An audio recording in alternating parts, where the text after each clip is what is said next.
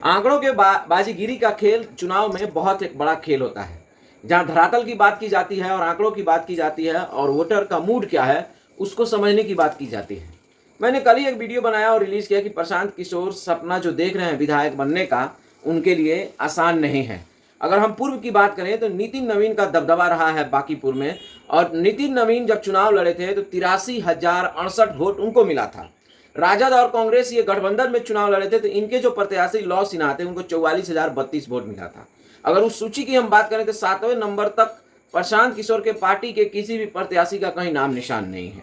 चर्चा है, खूब चर्चा है। प्रशांत किशोर चूंकि काफी मेहनती नेता हैं, ग्राउंड पर काम करते हैं और लोगों की मूड को समझते हैं, और जो उन्होंने मेहनत किया उसको लेकर जरूर चर्चा है। और इंडिविजुअल प्रशांत किशोर उपचुनाव में जो चुनाव लड़े हैं बांकीपुर में, उसको भी लेकर उनकी काफ़ी चर्चाएं हैं।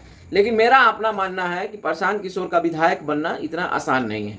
खूब बढ़िया आंकड़ों के बाजीगिरी को आप समझिए। पहले आंकड़ा जो है, फैक्ट टू फाइंड जो है, जो ग्राउंड की जो बात है उसको पहले समझिए मैं किस आधार पर ये बात बोलता हूँ। अक्सर ग्राम स्वराज से जुड़े हुए नेता जो है वो बोलते हैं कि काहे आप प्रशांत किशोर के पीछे पड़े हैं, काहे पार्टी को लेकर ऐसी बात करते हैं। तो भैया मेरे बोलने से प्रशांत किशोर को ही फायदा होता है, उनके पार्टी के लोगों को फायदा होता है कि जो जिन आंकड़ों तक और जिन रियलिटी तक वो लोग नहीं पहुंचते हैं वहां पहुंच जाते हैं, कम से कम उसमें सुधार करने की प्रयास भी करते हैं। पूर्व में भी मैंने जो भी भविष्यवाणी किया है प्रशांत किशोर और जन स्वराज के लिए वो सत्य साबित हुआ है। चलिए वो तो आंकड़ों की बाजी पर आते हैं हम। बांकीपुर में जो है नितिन नवीन का दबदबा 20 साल से है। नितिन नवीन का चुनावी परिणाम जो आया था 83,068 वोट मिले थे, और अब वहां पर कांग्रेस और राजद अगर साथ में लड़ी थी तो उनके प्रत्याशी लौ सिन्हा थे, कांग्रेस से लौ सिन्हा, जिनको 44,032 वोट मिला था। बाकी 7वें नंबर तक सूची में मैं देख रहा हूं तो प्रशांत किशोर का कोई प्रत्याशी, किसी प्रत्याशी का नाम ना कितना वोट मिला नजर आ रहा है।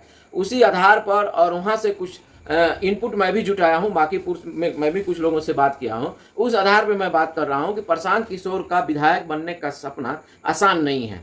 प्रशांत किशोर भी बखूबी इस बात को समझ रहे हैं कि इतने बड़े तबके जो भाजपा का कैडर वोटर है वो कैसे अपने तरफ शिफ्ट करा लेंगे, वो भी उपचुनाव में। अगर प्रशांत किशोर की इतनी हैसियत है कि 10 से 15% भाजपा का कैडर वोटर जो है वो अपने तरफ शिफ्ट कराते हैं, तब तो उनकी संभावनाएं बनती हैं। अन्यथा ये सपना विधायक बनने का प्रशांत किशोर जी इस बार भी छोड़ ही दें। कल तो 3 अगस्त है, कल तो काउंटिंग होगा, परिणाम तो आ ही जाएगा। और मैं बोल ही रहा हूं कि प्रशांत किशोर का जीतना आसान नहीं है। बाकी राजद और कांग्रेस के लिए मैं क्या बात करूं, आप इसी आंकड़े को सिर्फ समझ न लीजिए। तो चुनावी परिणाम के आंकड़ों की अगर बात करें तो नितिन नवीन को उस समय 83,068 वोट मिला था, और महागठबंधन के कांग्रेस के प्रत्याशी लौ सिन्हा को 44,032 वोट मिला था। तो प्रशांत किशोर के पास कौन से वोटर हैं, कौन से लोग अचानक आए कि उनको उतना वोट दे दिए कि ये चुनाव जीत जाएंगे? क्या भाजपा का जो कैडर वोट है वो प्रशांत किशोर शिफ्ट करा चुके हैं अपने तरफ?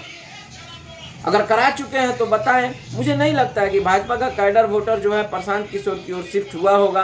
83,000 में से कितना घटा सकते हैं वो? तो मैं इन्हीं सभी आंकड़ों के आधार पर फैक्ट टू फाइंड पर मैं बात बोल रहा हूँ कि प्रशांत किशोर विधायक बनने का सपना छोड़ दें।